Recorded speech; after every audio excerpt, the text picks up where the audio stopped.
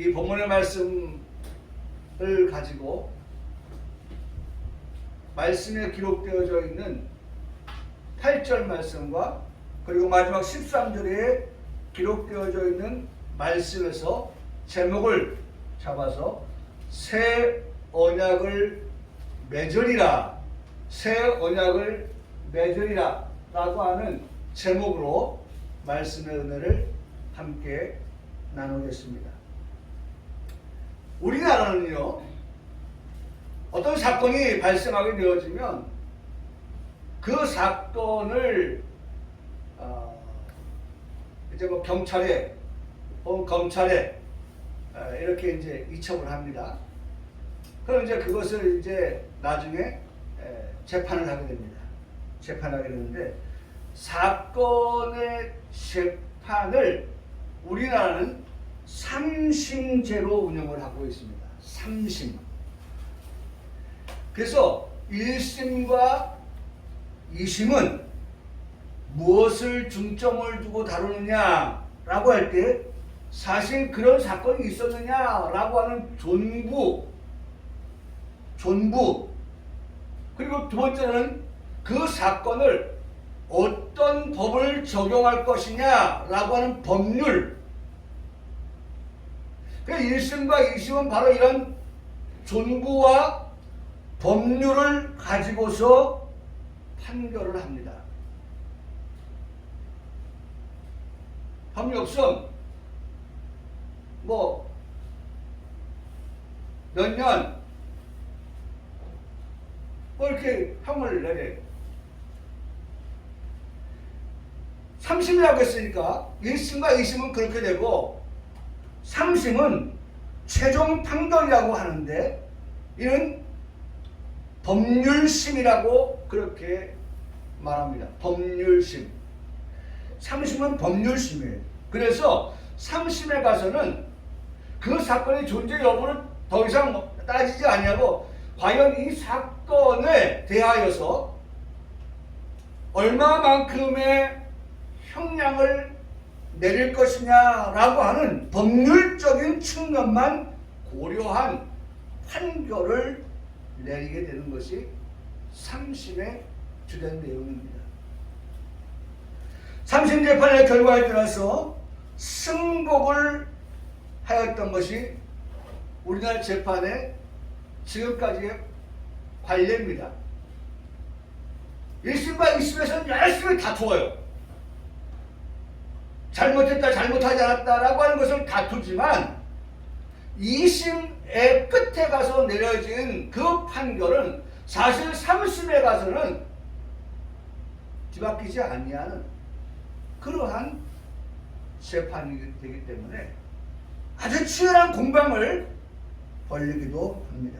그래서 3심에서 내려진 그 판결에 따라서 이제 그 판단이 되어지는데, 결정이 되어지는데요. 최근 재판의 결과에 대한 반응을 보면, 이 옛날 사법부를 존중한다고 하는 그런 측면에서 1심과 2심과 3심을 통해서 내린 결정을 존중해 왔는데, 지금은 정치인들이 다 버려놔가지고 우리나라의 정치는 정치인들이 후퇴시키고 있어요. 정치인들이 사법부에 대해서 우리는 말 못하잖아요, 무서워서. 그런데 그 정치인들은 자신이 가지고 있는 배지의 힘에 의해서 사법부를 향한 나무라기도 하고 그 이상으로 질책을 하기도 하고, 그래서 자신에게 유리한 판결을 내리면 정말 이번에 사법부는 정말 현명한 판단을 내릴 사법부로 우리가 존중한다, 이런 입장을 내놔요. 그러나 반대쪽에 있는 사람으로서 자신에게 불리한 판결을 내린 판사에 대해서는 뭐 사법농단을 하였느니 예? 또 그런 사람은 탄핵을 해야 된다느니 하면서 그 사람의 신상에 대하여서 다 공개해 버리는 그러한, 예? 그래서 막 몰아가는 거예요.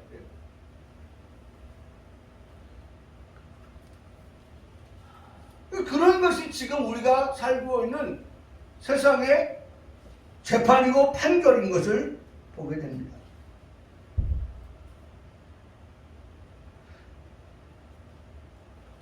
진영의 관계를 둔 판사의 글된 판결이야 당연히 비판을 받아 마땅하지요. 내가 이쪽 편인데 이쪽 편에 유리하게 판결을 했다. 그러면 그건 옳지 않죠. 왜? 우리 사회가 지금 가지고 있는 가장 중요한 모토가 있잖아요. 우리가 기준이 있잖아요. 그것은 뭡니까? 공정, 정의, 그리고 상식. 이런 기둥이 번듯하게 세워져 있는 사법체계가 진영에 의해서 내 편단 내 편이라고 하는 그러한 것에 의해서 공정하지 못하고 정의롭지 못한 그리고 상식적이지 못한 그러한 판결이 내려지는 오늘의 이 사법부를 바라보면서 사람들이 야야야야 그럴 것 같으면 AI가 하도록 해라. AI가 이거 뭐 하는 짓이야 이거.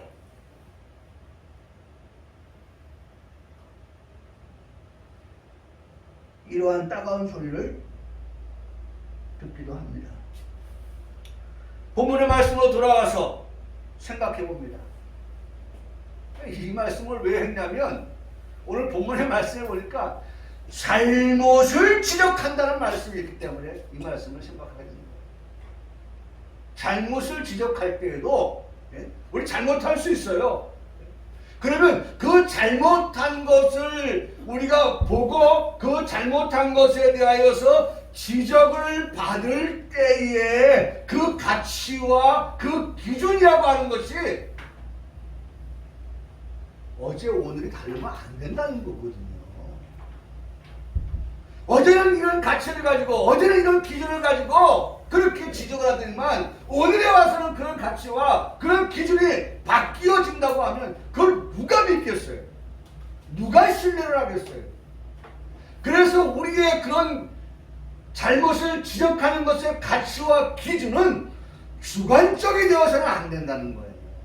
주관적이 되어서 모든 것은 다 객관화되어진, 그래서 객관화라고 하는 것이 다른 게 아니라요, 과거에 이런 유사한 재판에 대한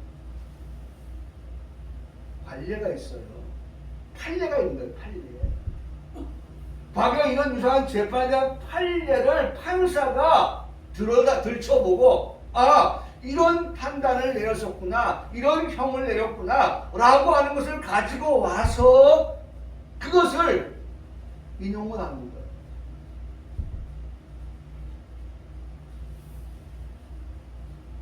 그때는 그때고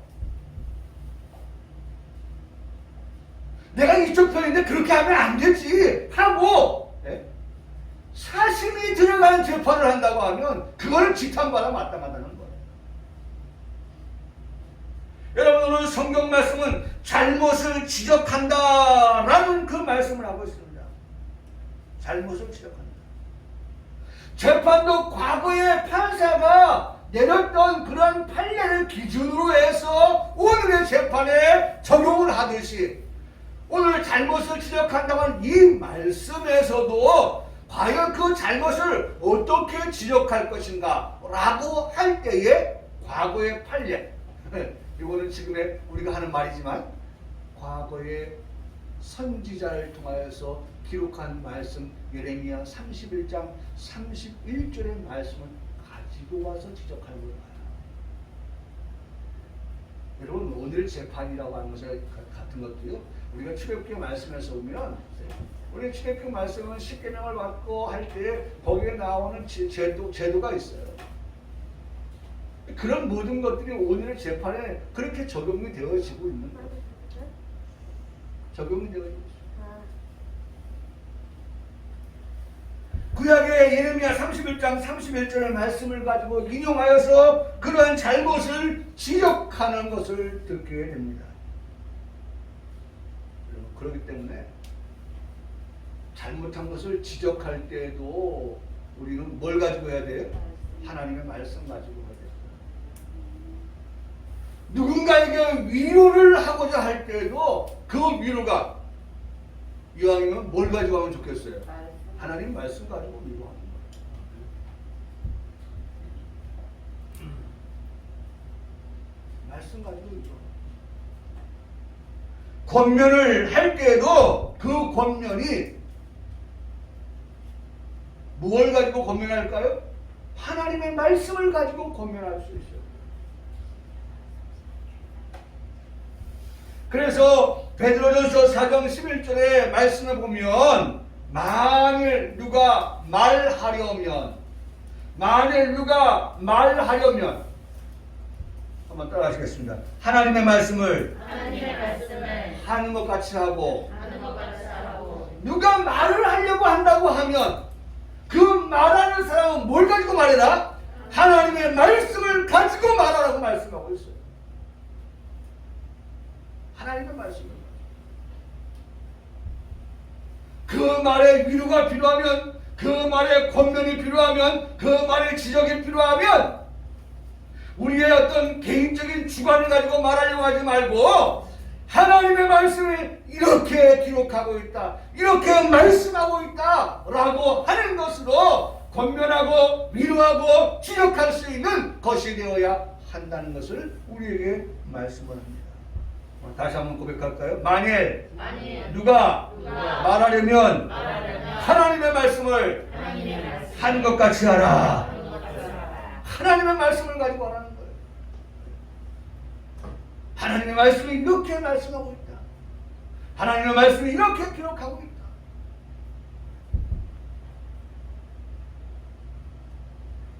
그래야 거기에 진정한 위로가 있고, 거기에 진정한 권면이 있고, 거기에 진정한 지적이 될 수가 있는 것이죠. 하나님 말씀을 들으며 거역할 수 없지 않습니까? 거역할 수 없는 거예요. 여러분, 사실 우리가 오늘 본문의 말씀에도 보면, 오늘 본문의 말씀에도 보면 왜 새 언약을 맺게 되었느냐라고 하는 것에 대하여서 언급하고 있는 것을 듣게 돼요. 여러분, 다 성경을 다시 한번 봅니다. 9절의 말씀에 보니까 또 주께서 이르시기를 이 언약은 내가 그들의 열조의 손을 잡고, 그들의 열조와 맺었던 그 언약이 있는데 그 언약을 따라서 하나님은 신실하게 그 언약을 이행하시는데, 여러분 중요한 건 뭐예요? 누가 문제예요? 사람의 문제예요? 하나님의 문제예요? 사람의 문제예요. 하나님은 신실하게 약속을 지키려고 행하시는데, 여러분 보세요. 그들의 열조의 손을 잡고 애굽 땅에서 인도하여 내신 하나님이란 말이에요. 근데 그 인도하여 내던 날에 그들, 사람 말입니다. 사람. 그들과 맺은 언약과 같이 아니하도다. 그들은 내 언약 안에 어떻게 돼요? 머물러 있어야 함에도 불구하고 그들은 지금 어떻다는 거예요? 머물러 있지 아니함으로. 하나님은 그 언약, 맺은 언약, 인생들과 맺은 언약, 그들과 맺은 언약, 열조와 맺은 언약을 신실하게 실행하고 있는데, 제가 지난주에 말씀했잖아요. 언약은, 약속은 말이죠, 상대가 있는 거예요. 혼자 약속하는 게 아니에요. 그건 약속이 아니죠. 나와 너가 함께 합의를 해서 만들어진 것이 약속입니다. 예를 들어서 오늘 11시에 예배 드려요. 그냥 나 혼자만 떠들어대는 11시가 아니에요. 나와 너, 우리 모두가 하나님 앞에서 11시에 예배다 라고 해서 우리가 그 시간 안에 모여서 예배를 준비하고 예배를 하나님께 드리는 정한 시간에, 그게 약속이죠. 약속. 어떤 사람은 9시에 오고 어떤 사람은 11시 반에 오고 12시 거의 끝날 갔다 오고 그 약속 아니죠. 오전에 11시에 예배가 있습니다. 약속이에요. 그래서 우리가 막 서둘러서 혹은 전날에 우리가 입을 옷을 준비하고 신발도 준비하고 내일은 이 옷을 입고 가야겠다. 내일은 이 신발을 신고 가야겠다. 다 준비하고 집에서 교회까지 얼마 시간 걸린다. 그거 계산하고 그래서 출발해서 보통 교회들마다 써붙여 10분 전 예배드리기 10분 전에 모여서 예배를 준비하고 한 주간을 돌이켜보면서 하나님 앞에 기도할 때 잘못한 것들도 회개하고 그러면서 정말 하나님 거룩하신 하나님 앞에 우리가 온전한 예배를 드리겠다고 하는 그런 마음을 자세를 가지고 준비를 하고 그렇게 예배에 임하는 그런 것들 약속이거든요. 그런데 하나님은 그 약속을 하나하나 따박따박 그렇게 진행해 가시는데 인생들은 그들은 그 하나님과의 맺은 약속에 대하여서 성경은 정확하게 그들에게 이렇게 지적하여 말씀합니다. 그들이 내 언약 안에 내 언약 안에 있어야 할 그들이 내 언약 안에 머물지 아니했다.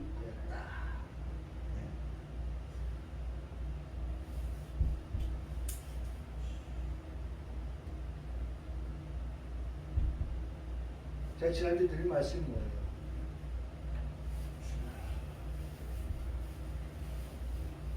우리가 지난주에서 말씀을 봤지만은 이 새 언약이라고 하는 것 7절의 말씀에서 첫 언약이 무흠하였더라면 이 말씀을 드리면서 그러면 첫 언약이 흠이 있다는 것이냐 잘못이 있다는 것이냐 아니라는 말씀을 드렸죠. 아니라는 말씀을 드렸어요. 언약에는 문제가 없어요. 무오라고 하는 것을 기억하시죠? 지난주에 무오한 하나님의 약속, 언약이에요. 그럼 뭐가 문제냐? 사람이 문제인 거예요. 내가 문제인 거예요. 그래서 지금 하나님은 새로운 언약을 우리와 맺으려고 하신다는 거예요. 새 언약.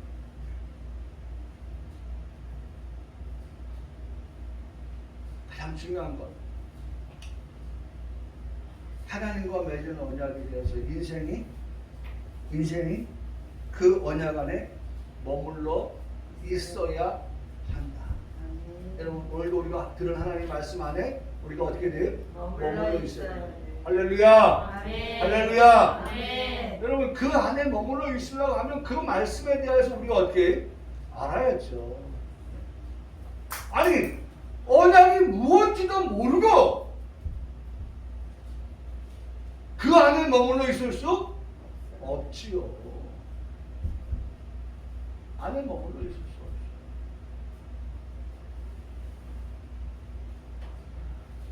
여러분 새로운 언약이 뭡니까? 새로운 언약은 두 가지. 하나는 여러분 보세요. 12절의 말씀에 12절에 내가 그들의 불을 어떻게 해요? 긍휼히 여기셨다. 우리가 과거에 어떤 사람이었냐면 불이 앉아있단 말이에요. 우리가 불이 앉아있다는 거예요. 불의의 싹신 뭐예요? 사망이에요. 여러분 가로리다가 예수님을 팔고 받은 돈이 있잖아요. 그게 뭐예요? 불의의 싹시예요.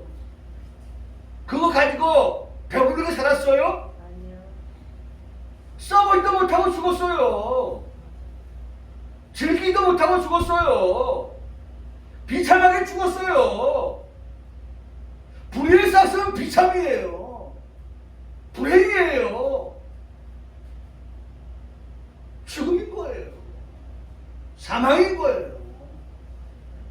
죄의 싹시 사망이듯이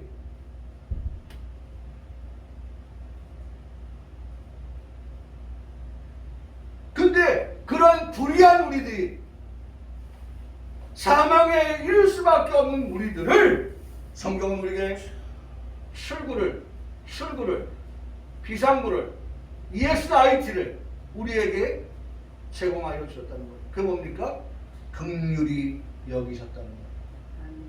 불쌍히 여기셨다는 거예요.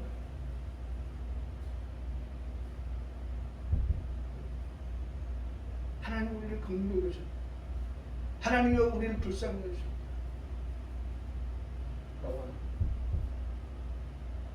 어제 보니까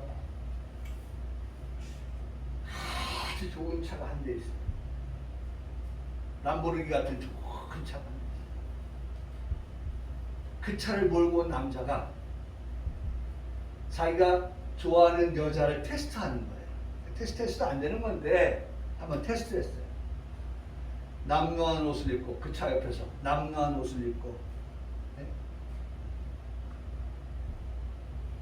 요만한 종에다가 need money 다시 말하면 한 푼만 주세요. 네? 나는 돈이 필요한 사람입니다. need money 써붙여놓고 어떠한 과자도 몇 개 좀 땅바닥에 떨어놓고 아주 구질구질하게 네? 이렇게 해서 이제 이렇게 있습니다. 마침 저기서 기다렸던 그 여인이 옵니다.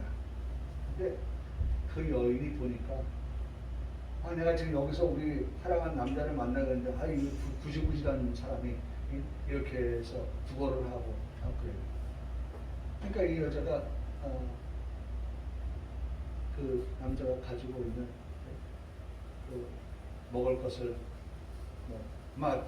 이렇게 달라고 요구하다 보니까 건드렸던 거죠. 그러니까 불결하게 왜 이러는지 이런 식이에요. 그러니까 이제 한마디로 말하면 우리말로 말하면 쪽박까지 깨뜨린 거예요. 쪽박까지 깨뜨린 거예요. 이제 구성을 하기 위해서 이제 했지만은 그래서 여기가 이제 이렇게 시간 나오고 원치가 됐는데 이제 이런 동안에 그 남자가 이제 자기가 준비했던 의상 있잖아요. 턱시도 같은 거 딱. 그다음에 차 안으로 싹 들어가서 이제 마치 내가 이미 와서 기다리고 있었다는 듯이 운전대에 딱 앉아서 창문을 열고서 이렇게 하는 거예요. 근데 이제 그때 이미 그 남자는 이 여자가 어떤 여자구나 라고 하는 것을 알았던 거죠. 그걸 알았던 거예요. 뭐 그 다음 얘기는 나와 있지 않습니다만은 뻔하지 않겠어요. 우리가 보통 보면은 그런 것들이 그렇게 좋은 그런 결과를 만들지는 못했겠다라는 생각을 해봅니다. 여러분, 우리가 정말 중요한 것은 하나님의 말씀을 듣고 그 말씀 안에 거하여 살아가는 것. 말씀 안에 거하여 살아가는 것. 말씀에서 벗어난 그러한 삶이 아니라 말씀 안에 거하는 삶.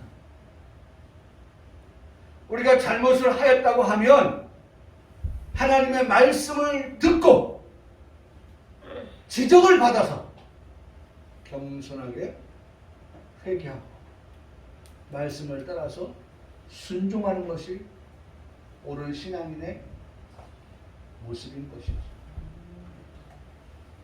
여러분, 이 시간 우리가 하나님 말씀을 들으면서 성령 하나님께서 우리에게 그 말씀을 통하여서 하나님 말씀을 통하여서 우리를 지적하는, 우리의 잘못된 것을 적나라하게 지적할 때에 우리는 두 가지, 하나님께 회개할 것과 그 다음에 그 말씀을 따라서 내가 어떻게 해요? 살겠노라고 하는 그런 순종하는 그런 결단이 우리에게 필요하다는 것입니다. 우리가 설교를 통해서 하나님의 말씀을 듣습니다. 성령 하나님께서 우리의 삶, 곧 생활의 순결, 한번 따라하시죠. 생활의 순결. 여러분, 그 앞에 하나는 신앙의 정통이라고 하는 것인데, 신앙의 정통, 두 번째 생활의 순결이라고 하는 것인데, 우리가 정말 바른 신앙을 가지고 정통한 그런 신앙생활을 해가면 우리의 삶은 어디로 연결돼야 돼요? 순결한 그러한 생활로 이어져 가야 한다는 것이죠. 그게 분리될 수가 없는 거예요. 정말 우리가 하나님의 말씀을 하나님의 말씀으로 받는다고 하면 오늘 그 들은 말씀을 가지고 우리의 삶에서 우리의 생활 속에서 그 말씀을 따라서 살아가는 것이 우리의 순결한 삶이 되어진다는 것입니다. 그러니 성령 하나님께서 말씀을 들을 때에 우리의 잘못을 지적하게 되면 바로 이와 같은 것들이 우리의 삶의 모습 속에서 발견되어져야 된다는 것입니다. 그래서 디모데후서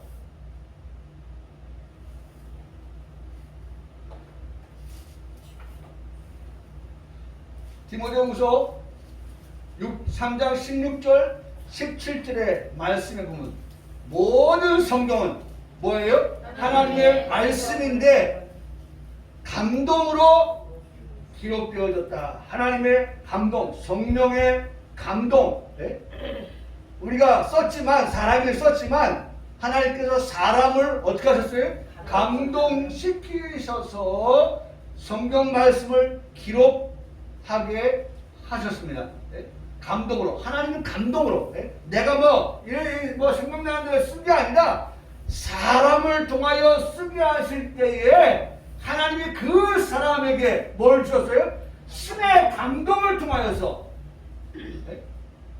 그래서 목사도 설교를 준비할 때에 항상 중요한 요지 가운데 시작할 때 말씀을 준비하기 위해 딱 앉을 때 가장 중요한 것, 내 지식 가지고 그냥 써가는 게 아니라 하나님 말씀을 볼 때 어디로 인도하여 주시겠습니까?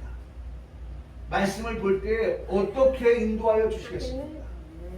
우리 성도들에게 어떤 말씀이 전달되도록 하나님 인도해 주시겠습니까? 오늘 우리에게 필요한 말씀이 무엇입니까? 라고 하는 그러한 하나님의 감동을 주시기를 위해 기도합니다.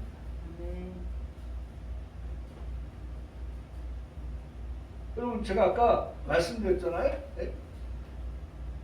잘못을 지적한다고 할 때 제 마음에 이것을 어떻게 도입할 것인가, 어떤 것을 도입해서 할 것인가 라고 하는데 제 마음속에 우리나라 사법 제도의 상심제를 한번 생각해봐요. 그래서 이제 검색을 하는 거예요.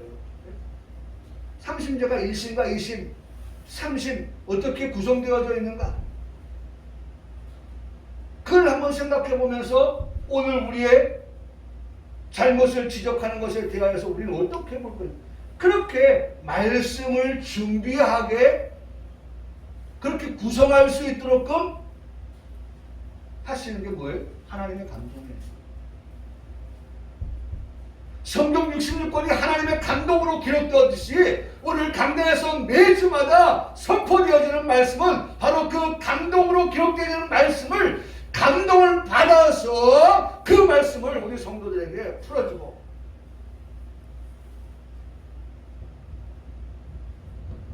그 말씀을 강도하고 그래서 강도사 하나님 말씀을 강도하는 거예요. 도를 뭐 하는 거예요? 전하는 거예요. 하나님은 말씀을 전하는 거예요. 그러니 기록된 말씀이 뭐예요? 하나님의 감동으로 기록되었고 그 기록된 말씀을 이 강단에서 목사가 어떻게 해요? 하나님의 감동을 받아서 준비하여 설교하고 그리고 이 설교를 듣는 우리 성도들이 하나님 앞에 나와서 기도할 때 오늘 앞에 두 가지 기록된 말씀의 감동으로 그 기록된 말씀을 선포하는 목사의 감동으로 준비해 그러면 나는 그 말씀을 들을 때 어떻게 들어야겠어요? 네?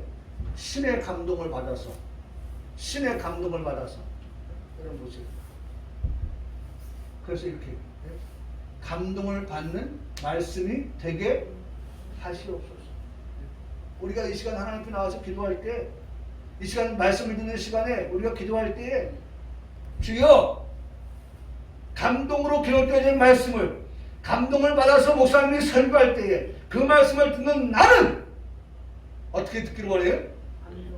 감동을 받아서 감동을 받는 말씀이 되게 하시옵소서. 아멘.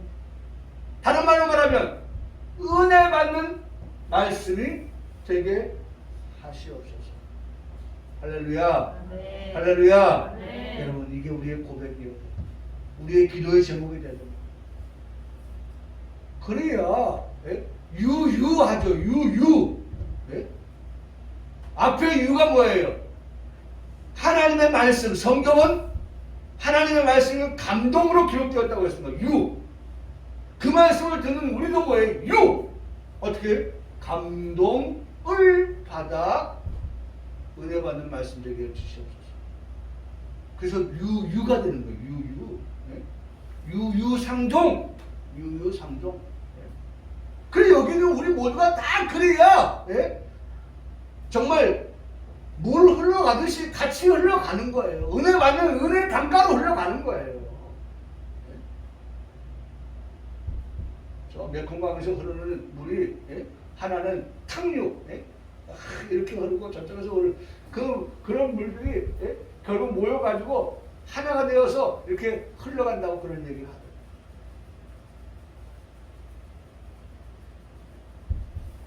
오늘 감동을 받은 우리 같이 은혜 받아서 그렇게 흘러가는 그냥 그렇죠? 그래 보세요. 모든 성경은 하나님의 감동으로 된 것으로 그 다음에 뭐예요? 교훈과 네? 교훈과 그렇죠? 교훈 교훈이라고 했죠? 교훈과 이거 뭐가 났어요? 책망 나왔네요. 책망 네? 잘못된 것에 대하여서 지적을 받는다. 그게 뭐예요?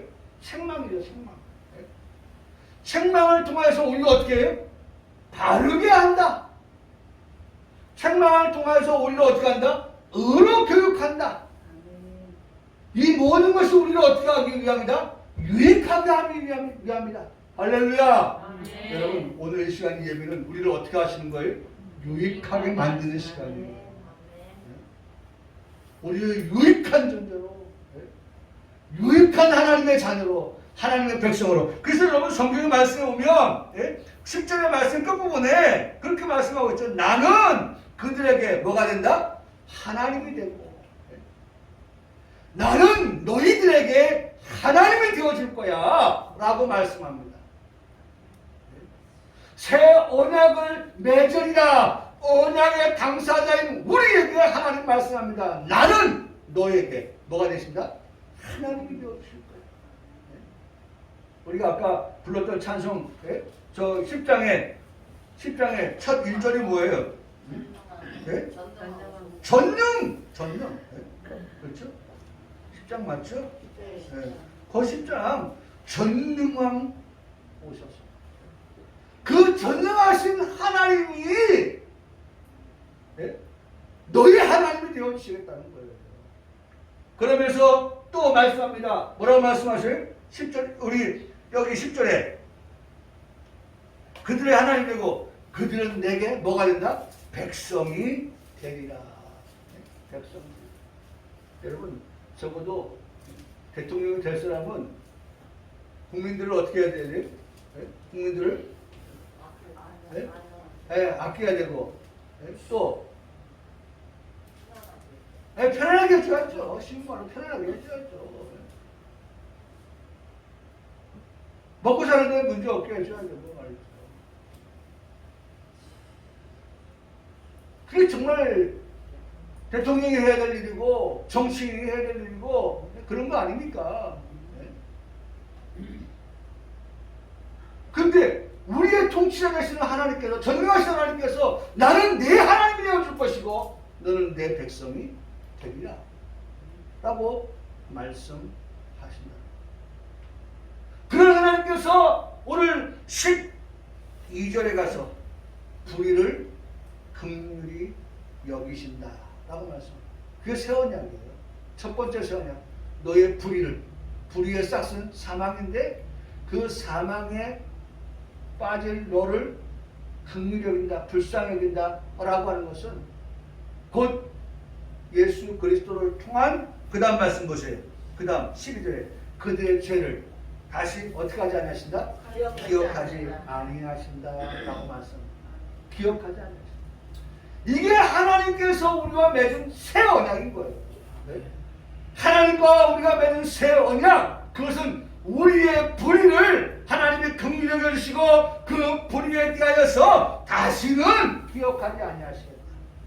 할렐루야. 네. 이게 우리와 하나님과 맺은 그런 새 언약이라 그렇게 말씀하고 있습니다. 그러니까 보세요. 우리를 어떻게 한다고요? 유익하게 하신다니까요. 유익하게. 네, 유익하게. 새 언약은 우리를 뭐하게 하신다? 유익하게 하는 언약이다. 우리를 유익하게. 그래서 그것은 우리를 교훈하고 우리를 때로는 책망하고 우리를 바르게 하고 의로 교육하기에 충분한 그런 하나님의 말씀이다 라고 말씀합니다. 그러면서 결과적으로 뭐예요? 하나님의 사람으로 한번 더 하나님의 사람. 하나님의 사람. 여러분과 저는 뭐예요? 하나님의 사람이 맞습니다. 할렐루야. 네. 여러분과 저는 분명히 하나님의 사람입니다. 네? 오늘 하나님의 사람이에요. 왜? 아까도 말씀했지만 나는 너의 뭐가 되신다? 하나님이 되시고 또한 너는 뭐예요? 나의 뭐가 되신다? 백성이 된다. 네? 네. 내게 백성이 된다. 하나님의 백성, 하나님의 사람 말씀하고 있습니다. 하나님의 사람으로 또 나왔죠? 온전하게. 온전, 완전, 장성. 네? 온전, 완전, 장성. 네? 하나님의 사람으로 온전, 완전, 장성하게 하며 모든 선한 일을 행할 능력을 갖추게. 선한 일, 선한 일. 네? 우리의 구원. 네? 우리의 구원. 하나님이 우리가 선한 일 하신 게 뭐겠어요? 온전한 구원이에요. 네? 온전한 구원. 이 구원의 역사가 우리에게 누구의 능력을 통해서? 하나님의 능력을 통해서 우리에게 어떻게 해요? 나타나도록 임하도록 그렇게 하려 한다고 말씀하고 있는 것입니다. 최종이죠. 30의 세 번째가 판결 내리듯이 오늘 우리에게 마지막 말씀합니다. 그런 하나님의 선한 일을 행할 능력을 우리에게 갖추게 하려 한다라고 말씀하고 있다는 것입니다. 여러분 이런 말씀이 오늘 우리에게 어찌 감동의 말씀이 아니고 은혜의 말씀이 아니 되겠습니까? 아니 되겠습니까? 로마에 가면 로마의 법을 따라야 한다고 하지 않습니까? 그렇다면 무엇이 잘못되어 지적을 받는 것일까요? 율법 시대에 짐승을 잡아서 제사를 드리는 것이 옳았습니다. 그렇죠? 물론 그렇다고 해서 제가 온전히 없이 할 수는 없는 것입니다. 그러나 어쨌든 율법 하에서는 그렇게 짐승을 잡아서 제사를 드리라고 하는 것이 그들과 맺은 언약입니다. 이렇게 제사를 드리는 일은 하나님께서 사실은 기뻐하지 아니하신다라고 말씀합니다. 율법 시대의 이유가 되었습니다. 어떤 시대가 도래하게 되었을까요? 율법 시대 이후에 은혜죠. 은혜 시대. 은혜 시대. 예수 시대. 십자가 시대입니다. 하나님께서 기뻐하는 시대가 온 것입니다. 예수님께서 단번에 십자가에서 죽으심으로 한번 볼까요? 히브리서 11장. 다음 넘기면 히브리서 11장 10절에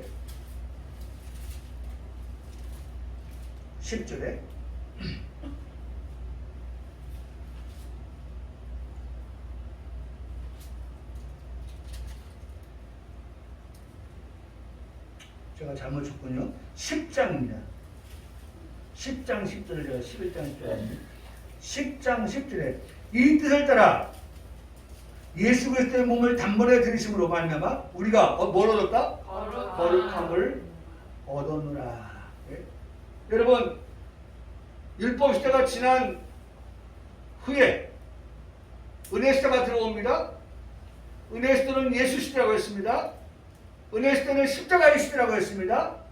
바로 그와 같은 시대, 하나님이 기뻐하시는 그런 시대에 바로 예수님을 통하여서 저와 여러분이 오늘 히브리서 10장 10절의 말씀처럼 우리가 거룩함을 얻었노라.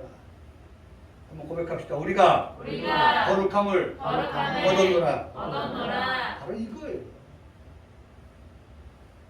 여러분, 우리가 항상 이 거룩을 생각할 때마다 하나님의 나라 천국, 거룩한 자뿐일세. 어디가? 천국은요. 천국은 거룩한 자밖에 없어요. 거룩한 자뿐일세.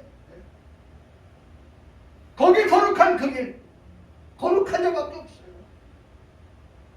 그런데 오늘 예수 그리스도를 통해서 우리가 히브리서 10장 10절에 우리가 거룩함을 얻었다. 누굴 통해서? 누굴 통해서? 예수 그리스도를 통해서. 그분이 뭘 했습니까? 몸을 단번에 들이심으로. 예수님께서 십자가에 단번에 죽으심으로 말미암아 저와 여러분은 그 예수님의 십자가를 바라볼 때에 뭘 얻었다? 거룩함을 얻었다라고 말씀해주고 있습니다. 이렇게 된 것이 하나님 아버지의 뜻이었다. 하나님 아버지의 뜻이었다. 그러므로 예수님께서 하나님께서 기뻐하시는 뜻을 행하려고 이 땅에 오신 것이 맞습니다. 여러분, 오늘도 우리의 삶이요, 예수님의 삶을 본받아서 예수님이 오신 것은 하나님이 기뻐하시는 뜻이었다고 하면 오늘 우리의 삶도 매일매일의 삶이, 순간순간의 삶이 하나님이 기뻐하시는 뜻대로 살아가려고 몸부림을 치며 살아가는 그러한 성도의 삶이 되기를 주님의 이름으로 축복합니다. 아멘. 그렇지 않아요? 예수님 닮아간다고 하면서 예수님은 그렇게 사셨는데 하나님 기뻐하시는 뜻대로 살았는데 우리도 어떻게 해요? 하나님 기뻐하시는 뜻대로 살아가려고 애써야죠. 그런 모습을 하나님 가상해 보시는 거예요. 그런 모습을 하나님 기뻐하시는 거예요. 그런 모습을 보실 때 하나님께서 도와주시는 거예요. 할렐루야! 아멘. 할렐루야! 아멘. 그렇게 살아가려고 할 때 하나님이 도와주시고, 그렇게 살아갈 때 하나님이 도움이 되어주시고, 힘이 되어주시고, 능력이 되어주시고. 귀한 말씀이 나왔으니 은혜 시대의 다음 시대는 무엇입니까? 네? 그렇죠. 네. 오늘 우리 평강교회 성도들은 알고 있어야 합니다. 기억하고 있어야 됩니다. 이사야서 61장 2절의 말씀을 보니까 이렇게 말씀합니다. 여기 보세요. 61장 2절에 여호와의 은혜의 해가 지금 말씀이 되었습니다. 선포가 되었습니다. 그 다음에 나오는 것이 있습니다. 우리 하나님의 뭐가 된다? 보복의 날이 들어온다 라고 말씀합니다. 보복의 날. 보복의 날, 이것은 신원의 날, 이것은 환난의 날, 이것은 심판의 날이라고 할 수가 있는 것입니다. 원수 갚는 날까지도 말씀할 수 있습니다. 누가 원수입니까? 마귀입니다.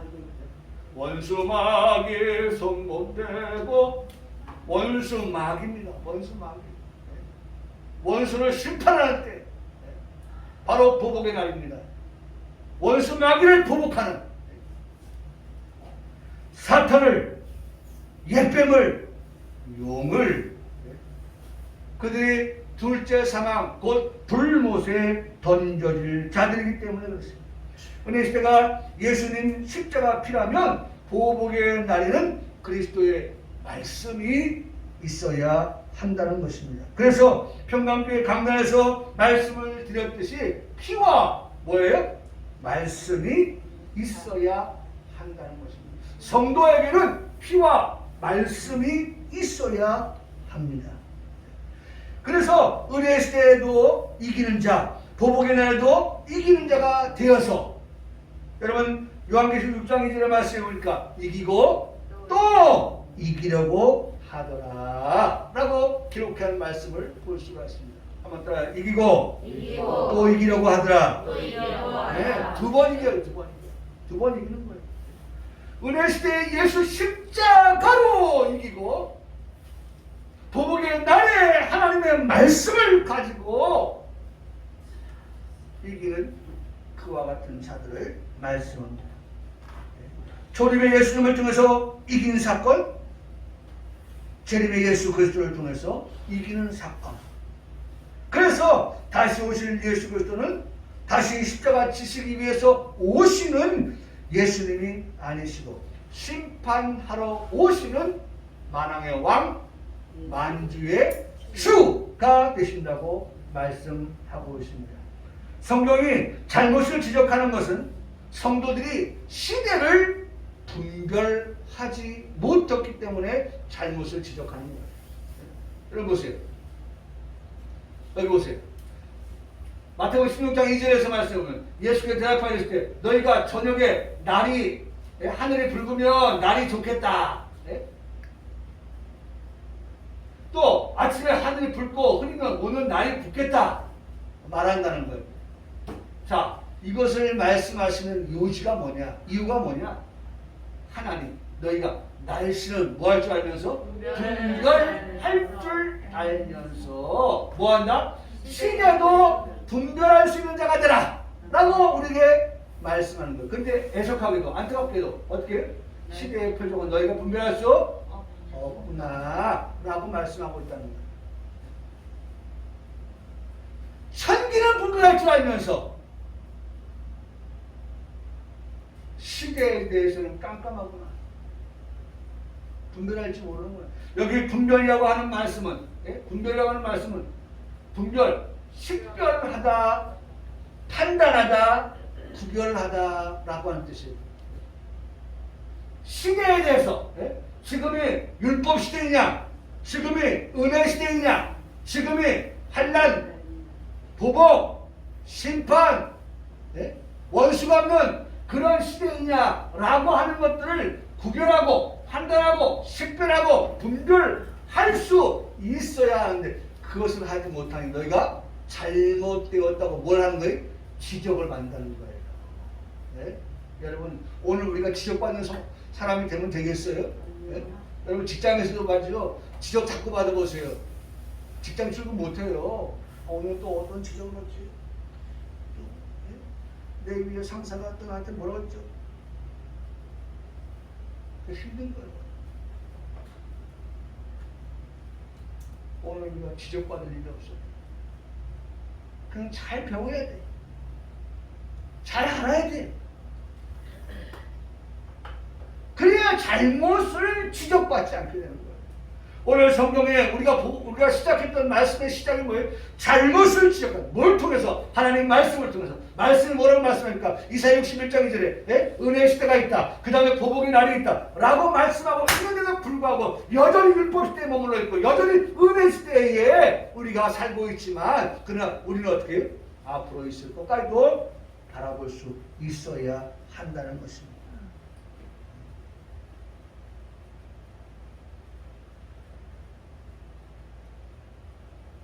히브리서 말씀을 가지고 말씀을 첫 언약을 폐하시고 새 언약을 세우시겠다라고 말씀합니다. 날이 옵니다. 2021년을 열심히 살았더니 2022년이 왔습니다. 2022년의 1월이 다 끝나가고 있습니다.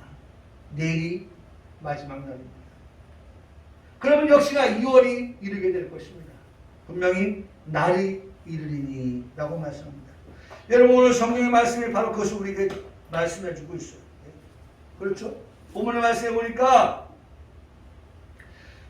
8절에 주께서 이르시되 보시다 날이 이르리니 라고 그렇게 분명히 날이 분명히 온다는 거예요. 우리가 지금 은혜 시대에 살고 있지만 이 은혜 시대가 마냥 은혜 시대가 아니에요. 언젠가는 날이 이른다. 어떤 날이냐? 보복의 날이 이른다. 그런데 우리가 그걸 모르고 준비하지 못하고 살아간다. 그러면 잘못을 지적받는다는 거예요. 우리 평강교회는 정말 하나님 앞에서 인정받는 교회, 인정받는 성도가 되기를 원합니다. 잘못을 지적받는 교회, 잘못을 지적받는 성도가 아니라 정말 우리가 하나님 말씀을 가지고서 그런 날이 이르는구나. 그런 날이 앞으로 있구나. 그렇다면 우리가 어떻게 준비해야 할 것인가. 그래서 준비를 통해서 하나님 앞에 지적받을 것이 없는 그러한 준비된 그러한 교회, 준비된 성도가 되어야 할 것을 말씀하고 있어요. 여기서 말씀하셨어요. 사랑하는 자들 죽기는 하루가 천년과 하루가 천년과 천년이 하루 같은 한 가지 있지 말고 주의 약속은 어떤 일이 더디다 라고 생각하는 것이 더딘 것이 아니다. 분명히 더디다 라고 하지만 그러나 분명한 것은 그럼에도 불구하고 날이 이른다고 하는 거예요. 날이 온다. 더딜지라도 우리가 더디다고 생각하지만 그러나 분명한 것은 하나님의 정한 날은 온다. 그래서 말씀해 보니까 너희가 그러한 때에 어떠한 사람이 되어 마땅하겠느냐. 어떠한 사람이 되어 마땅하겠느냐.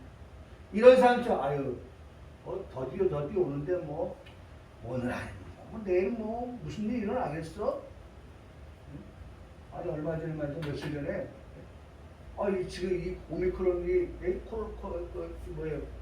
코로나가 이렇게 막 더 범람하고 있는데 뻥뻥 소리가 나는 거예요. 그래서 이게 뭐야? 축제를 하나? 이런 때에 축제를 해? 그래 설마 그럴 리가. 그럼 우리가 이제 저 창문에서 보면은 부평에서 축제할 때 그 불꽃놀이 팍 올라가는 게 보이거든요. 그래서 불꽃놀이 하나 하고 뭐 그런 것도 아닌 것 같아요. 그러면 빨리 찾아봐라. 어디 뭐 축제하나? 아니면 저 북한에서 포스 왔나? 전쟁이 일어났나? 봐봐라. 뉴스 나오나 봐봐라. 근데 아무것도 안 나왔어. 근데 그 다음날 이거 검색을 해보니까 부천에서 축제가 있다는 거야.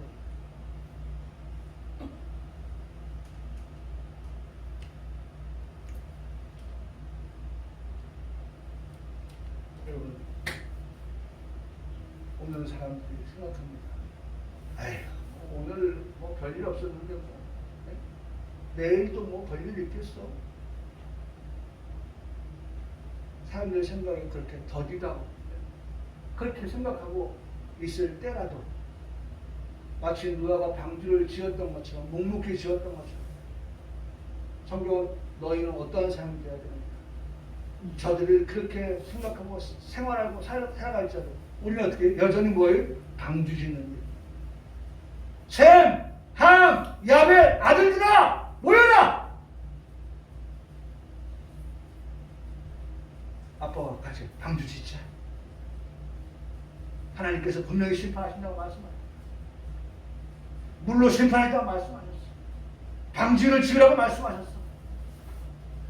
남들은 방주를 안 짓고 시집가고 장가가고 먹고 마시고 놀고 즐기고 할 때라도 우리 가족은 모여라!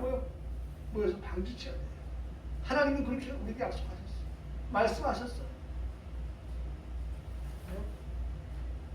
분명히 우리가 말씀합니다. 너희는 너희 가정은 어떠한 가정, 어떠한 삶을 좋아야 마땅하겠느냐 라고 말씀하고 계시다는 것입니다. 또 하나 보실래요? 같은 말씀입니다. 베드로서 3장 3절을 보는데 말세에 조롱한 자들이 주께서 강림하시는 약속이 어디 있어? 아예 부인합니다. 아예 부인해버려요. 에이 누가 그런 말을 해?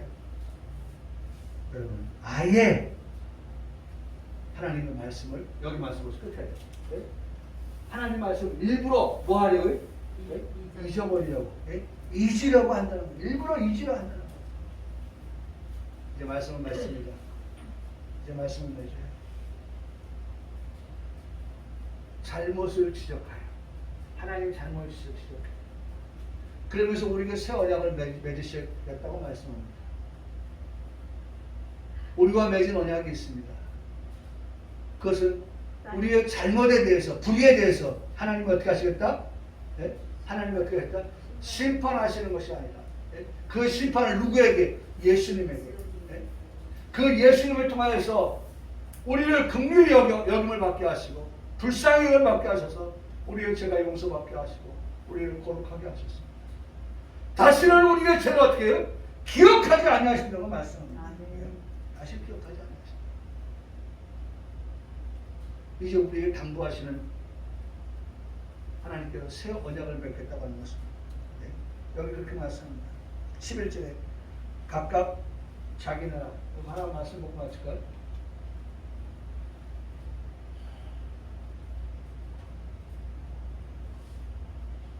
여기 각각 자기 나라 사람과 각각 자기 형제가 같이 이르기를 주를 알라 하지 아니할 것이다. 더 이상은 알아야 됩니다. 할 필요가 없다는 거예요. 예? 작은 자부터 큰 자까지 다 나를 어떻게 해요? 안다. 예? 나를 안다. 저는 이 말씀을 준비하면서 이른 비의 성령과 늦은 비의 성령을 생각했습니다.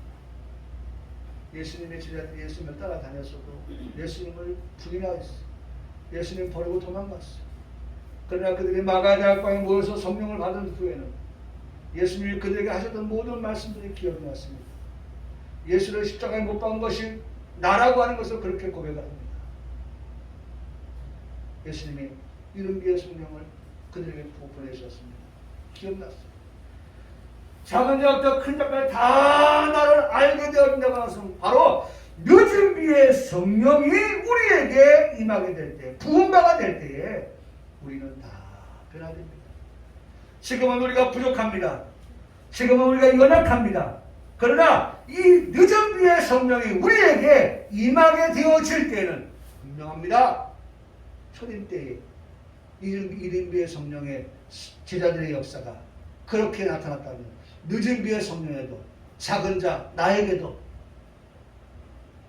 예수님에 대해서 분명하게 알게 하시는 그런 역사가 있게 되어진다는 것입니다.